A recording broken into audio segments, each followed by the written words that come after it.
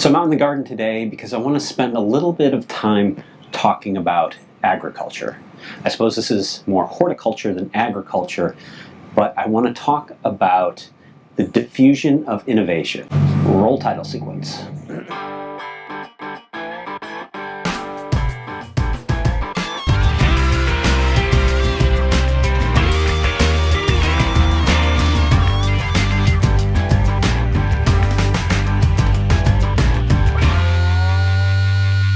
So Everett Rogers published a book in 1962 called The Diffusion of Innovations. And this book talks about how ideas and technology spread through groups of people through diffusion. And this work grew out of work that sociologists and anthropologists from the 19th and 20th century did around agriculture. In particular, how farmers adopted new seed technologies. Rogers talked about how the innovation itself, communication channels, time, and a social system all contribute to the spread of innovation. And this was summarized in the famous Rogers innovation curve. And this diagram charts the rate of adoption among different social groups over time as market share increases. Rogers segmented people adopting new technologies into 5 different categories: innovators, early adopters, early majority, late majority, and the laggards. So the innovators are those people who want to be the first to try out a new technology, and they make up roughly 2.5% of the market. Early adopters are the thought leaders.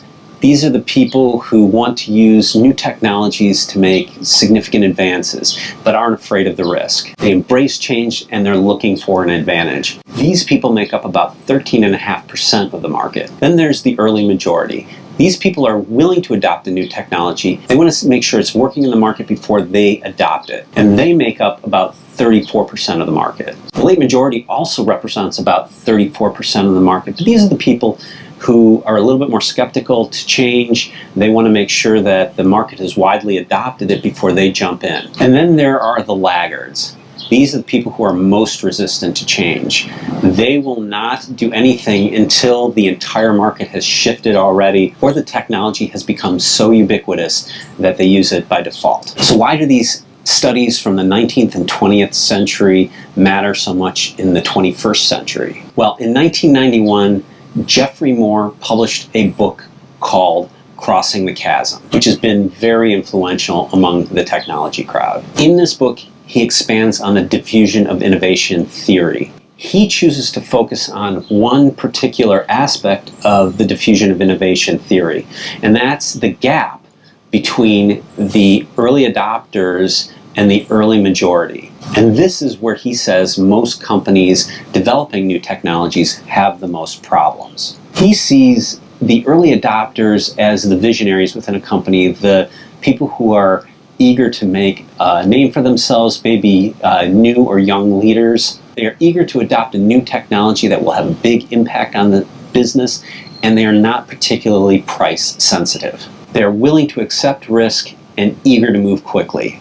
Moore calls the early majority the pragmatists. And he sees the pragmatists as a very distinct and different market than the early adopters. They are less willing to take risk, and they are far more price sensitive. They need to see it proven out in the market from their peers. And it's bridging this gap that Moore sees as the critical factor in the success of any new technology. And he cautions that addressing these two markets requires completely different strategies. And I've seen this play out in the market before with companies that are looking to achieve a greater market share. I tell them that their price isn't aligned with where the market is. So they would tell me, we don't need to adjust our pricing.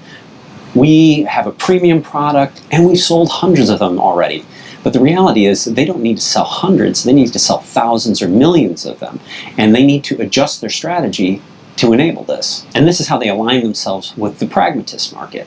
Typically what happens is their sales start to plateau, and then they start aligning their prices to the market, and they take off. This is often a painful and difficult journey. So now crossing the chasm gets into other aspects of product development and marketing, and talks a lot about market segmentation and the importance of defining and identifying your markets. I'm going to put a link here so that you can go and read that for yourself. So the point is, when I look at emerging tech and new companies, I look to see a strong sales and marketing plan. This is so incredibly important to a product success. And in fact, most of the product failures that I see in the marketplace are because of failures in sales and marketing. So I always look to this when evaluating the risk of adopting new technologies. Hopefully this has been useful. I will see you in the next video.